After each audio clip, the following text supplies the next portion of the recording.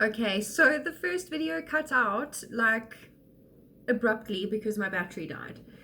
So I'm carrying on from where I left off, and that was just the fact that I was putting in a lot of work consistently and continuously, and basically I knew that I was destined for greatness from then. I was always striving to be better, and I was always trying to make people happy. I was the class clown. In ballet, I just remember specifically the amount of laughs that we would have.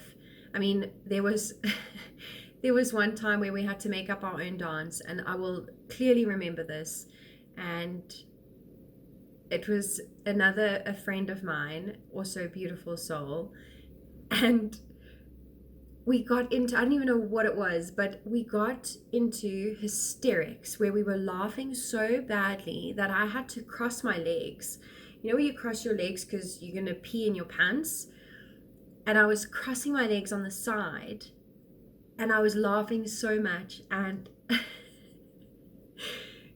the teacher was like, "What is going on, you two?" And we actually couldn't talk because it was so funny. But that's just the type of energy that I've always, I'm looking at myself, I must look there, that I've always given when no one knew what I was going through internally.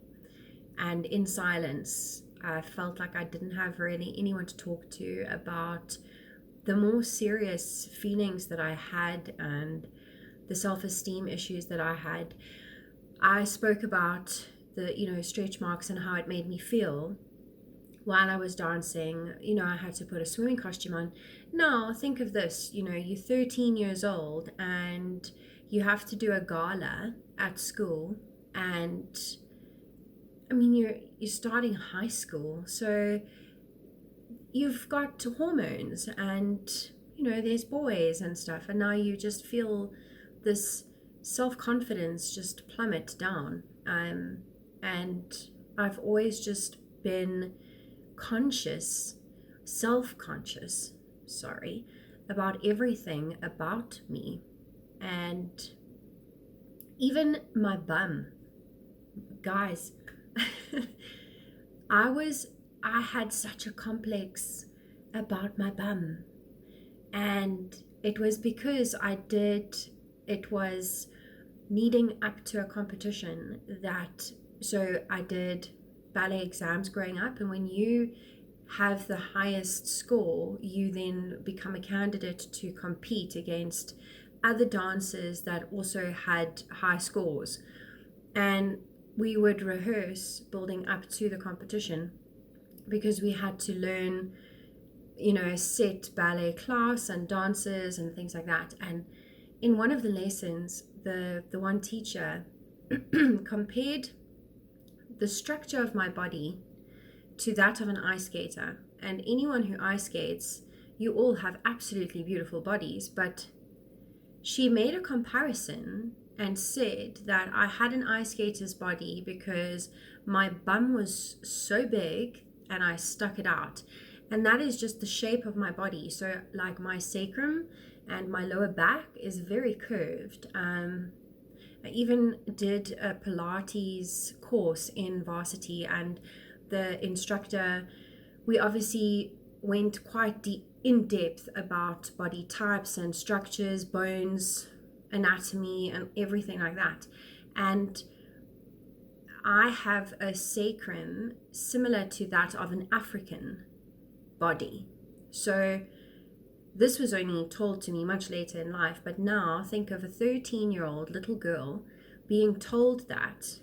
Now that was the start of I'm already feeling a complex about how I look. Now you're adding, so the element of being the ugliest baby ever seen, to now having a huge bottom. So now I've got body complex, and I still do, because that is something that dancing unfortunately can do to people. And it's just because there's this society again that makes you feel like you have to look a specific way and weigh a specific amount. So I've got a complex about having stretch marks, and now also my weight. So I then would not eat sweets. I would be very, very conscious of what I was putting into my body. And then I was also I was in the previous video, I was going on about how I would wake up early and do all my homework in school time, so that when I got home from school, I would play. I played, oh my gosh, guys, I played, and I'm going to show you as well. I played so much. I played with my dolls and my Barbies until after grade 8. Like, I think I was in grade 9. And in grade 9, you are 15 years old. So I was 15, still playing with my dolls and my Barbies, and just playing, being a kid. And I stopped being a kid because of society and being mocked, because why you're so old, why are you still playing? Actually, no, we should never stop playing. I loved playing, and I still love playing. I still play. I'm 35 and now I'm playing. And actually, society has no governing law about when you should stop playing and being a kid. We should still be swinging, and we should still be playing with dolls, and we should still have teddies. And this was given to me by Mike, and you will soon know who he is as the videos continue and I get much later on in my life. But we should never stop playing, and society makes us feel like we must do that. And also society makes us believe that girls can't play with cars, and girls can't play soccer, and boys can't like the color pink, and boys can't watch mermaids on TV. Who said so? Who said that? And so I just got a little bit of a rant over there, because I feel very strongly about still being a child. And as the videos will continue, you'll soon discover all of that too.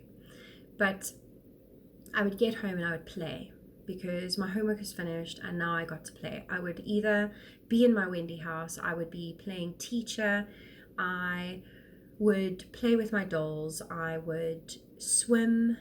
Oh my gosh, I would swim. And then my mom would literally come and scream and be like, Janae, ballet is now. Get out the pool. Go get dressed. And then I'd run, get dressed. I had so much fun. But I also worked really, really hard. So there was a good balance. And I would then go to ballet. And ballet was all I ever did. It was what I embodied. It was my drive. It was my why. It was my purpose. It was my escape. So I would go to ballet, and after ballet, if I didn't finish my homework at school, and also rewriting all my notes as I had explained to you, I would either do my homework or rewrite my notes, or I was always trying to read as well. I was always just trying to fit everything into my day, like I still do now as an adult. And I would do exercises to strengthen myself. I would do back exercises where I would hook my feet under my bed and I would lift up my back. I had certain repetitions. I would do sit-ups. I would do pelvic presses, for my bum that I now have a complex about. And also I have cappuccino in front of me and I'm snuggy in my pajamas. So don't mind me if I'm just having my own little